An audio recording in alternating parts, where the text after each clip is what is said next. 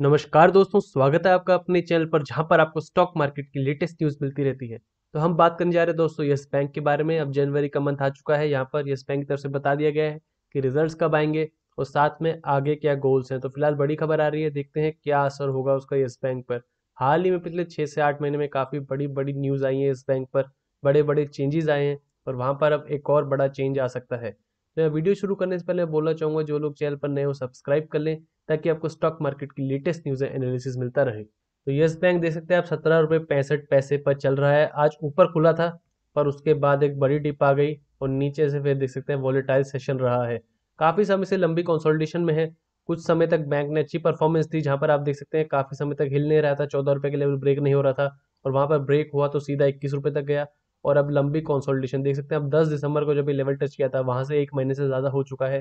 तो करेक्शन आई लगभग 10 दिन की और उसके बाद 20-25 दिन से कंसोलिडेशन चल रही है। साइडवेज मूवमेंट है अभी बैंक में। और यहाँ पर अब बैंक निफ्टी भी देखेंगे। बैंक निफ्टी अपने प्रीवियस ऑल टाइम हाई को टच कर आ चुका है, पर एक हिसाब से स्लो मूवमेंट रही है बैंकिंग सेक्टर में। तो आने वाले दिनों में फोकस में रहेगा और मार्केट भी अभी गिरावट के मूड में दिख रहे हैं 1 से 2 दिन से। तो यहाँ पर आपको काफी सचेत रहना पड़ेगा। लेवल्स हम लास्ट में डिस्कस करेंगे, पहले देखते हैं लेटेस्ट न्यूज क्या आ रही है इस बैंक को लेकर। तो आप बीएससी की साइट पर जाएंगे, यस बैंक के आप सर्कुलर्स देखेंगे तो आपको दिख जाएगा। यहाँ पर आज अपलोड किया गया लगभग 1:30 बजे के आसपास। यस बैंक के बोर्ड ऑफ डायरेक्टर्स 22 जनवरी 2021 यानी आज से 3 से 4 दिन बाद बोर्ड मीटिंग होगी। वहां पर फंड रेजिंग को अप्रूव करने का और कंसिडर करने का सोचा जा सकता है। तो देख सकते हैं आपकी फंड रेजिंग लास्ट टाइम कब हुई थी, जब इस बैंक को रिवाइव किया गया था। आरबीआई ने इंटरवीन किया था, एसबीआई ने इंटरवीन किया था और उनके थ्रू यहाँ पर यस बैंक को रिवाइव किया गया था। 15,000 करोड़ का एफपीओ आया था। तो उससे मेजर चेंजेस आए थे बैंक में। जो पहले 250 करोड़ शेयर थे अब 2,500 करोड़ शेयर हो गए थे। पूरा एक तरीके से नया बॉर्न हुआ था बैंक। और यहाँ पर अब लगभग 8 से 10 महीने बाद फिर से फंड रेजिंग की खबर आ रही है। यस बैंक के एमडी एंड सीईओ की तरफ से बोला गया था कि बैंक रिस्ट्रक्चर होना है एंड अब हम देख सकते हैं कि ग्रोथ जारी है। तो यहाँ पर अब एक्सपेंशन प्लान हमें आते दिख सकते हैं आगे। तो पहला स्टेप था जो रिवाइवल का, वो हो चुका है, ग्रोथ आने लगी है एंड अब है मेन टाइम यानी दूसरे बैंक से कंपटीशन। क्योंकि यस बैंक की अभी तक की परफॉर्मेंस थी अपने पास्ट को थोड़ा इंप्रूव करना, जो फ्रॉड के केसेस आए थे वहां से बाहर निकलना और उसके बाद रिवाइवल करना, वो हो चुका है। अब यस बैंक का एम है बाकी दूसरे कंपनी से, बाकी दूसरे बड़े बैंक से compete करना। तो उसके लिए फंड रेजिंग जरूरी है। अगर गोल्स आगे के आप देख सकते हैं कि यस बैंक की तरफ से प्रोवाइड किए गए थे कि मार्च तक उनका टारगेट है 2 ट्रिलियन रुपीज तक के लोन्स।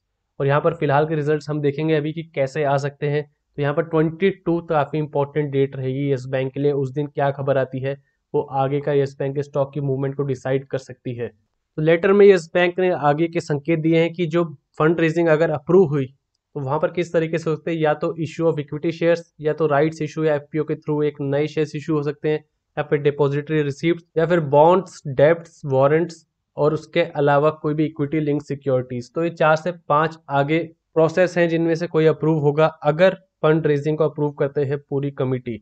और वहां पर आप देख सकते हैं फिर नेक्स्ट एक बड़ा स्टेप हो सकता है यस बैंक के लिए। 15,000 करोड़ ऑलरेडी उठाए हैं एंड उसका एक तरीके से आप देख सकते हैं थोड़ा अच्छा उपयोग हमें दिखा है, क्योंकि हमें रिजल्ट्स में एक मेजर बूस्ट दिखा है। तो आने वाले दिनों में दो इंपॉर्टेंट चीजें हैं कि यस बैंक आगे अप्रूव करता है कि नई फंड रेजिंग और साथ में रिजल्ट्स कैसे आते हैं। वहां पर हाईलाइट जरूर दी थी यस बैंक ने अपनी एसेट्स की। तो यहाँ देख सकते हैं 1.3% क्वार्टर ऑन क्वार्टर ग्रोथ थी लोन्स में और एडवांसेस में 1.69 लाख करोड़। तो यस बैंक का टारगेट था मार्च 2021 के एंड तक 2 ट्रिलियन। तो यहाँ से हमें लगभग 31,000 करोड़ और पीछे दिखाई दे रहा है अभी का नंबर। तो देख सकते हैं आप अगर वो गोल मीट करने हैं तो आने वाले क्वार्टर में जो अभी रिजल्ट आएगा उसके बाद जनवरी, फरवरी और मार्च क्वार्टर में एक बड़ा जंप देखने को मिलना चाहिए अगर वो गोल अचीव होना है तो, या उसके आसपास भी आना है तो। और डिपॉजिट्स की बात करें तो 7.7% का इंक्रीज था 1,46,000 करोड़ तक, जो 1.36 लाख करोड़ थी लास्ट क्वार्टर में। डिपॉजिट्स में एक बड़ा इंक्रीज देखने को मिला है। रिटेल डिस्बर्समेंट्स की बात करें तो रिटेल सेक्टर पर यस बैंक का काफी फोकस था। वहां पर रिटेल साइडेड बैंक बनाना चाहते थे वो फिलहाल के लिए, ताकि उनकी जो एनपीएज हैं वो कंट्रोल में रहे, एसेट क्वालिटी डिग्रेड भी हो। तो वहां पर कॉर्पोरेट जितना जो लॉस आता है उतना रिटेल साइड से नहीं हो पाता। तो 7,560 करोड़ तक हो गए थे रिटेल डिस्बर्समेंट्स, जो 109% अप थे सितंबर क्वार्टर से। 3,764 करोड़ से बढ़कर सीधा 7,500 करोड़। और 2 ट्रिलियन के अलावा एक और जो टारगेट दिया था वो था रिटेल एंड एसएमई सेक्टर में 10,000 करोड़ के लोन डिसबर्समेंट दिसंबर क्वार्टर तक। एंड आप लॉन्ग टर्म टारगेट देखना चाह रहे हैं तो आगे बताया 2023 तक यस बैंक अपने रिटेल एसेट्स, रिटेल साइड के अपने एसेट्स और लाइबिलिटीज को डबल करना चाह रहा है। तो आने वाले समय के लिए हमें काफ़ी अच्छे माइलस्टोन्स मिल गए हैं। अगर ये नंबर फॉलो होते हैं तो आप देख सकते हैं ऑटोमेटिकली शेयर में तेज़ी बनी रहेगी। एंड फिलहाल आपका फोकस होना चाहिए फंड रेजिंग पर एंड अभी के रिजल्ट्स कैसे आएंगे। शेयर होल्डिंग पैटर्न की बात की जाए तो फिलहाल आप देख सकते हैं रिस्ट्रक्चरिंग के बाद एफ के पास अभी 15% के आसपास हिस्सेदारी है। 11% थी लास्ट क्वार्टर में, बढ़ाकर 15% हुई। और यहाँ पर येस बैंक AMFI ने लार्ज कैप में भी शिफ्ट किया था, जो अभी जनवरी में एप्लीकेबल हुआ है। तो देख सकते हैं आप आने वाले क्वार्टर में उसका भी असर देखने को मिलेगा। MSCI इंडिया इंडेक्स में येस बैंक शामिल हुआ था कुछ समय पहले, तो उनका असर हमें देखने को मिल रहा है। FIIs की तरफ से थोड़ा पैसा आता दिख रहा है, यहाँ पर थोड़ी हिस्सेदारी बनती दिख रही है। देख सकते हैं आप बेट ट्री होल्डिंग्स के पास 7.48% है मेजोरिटी।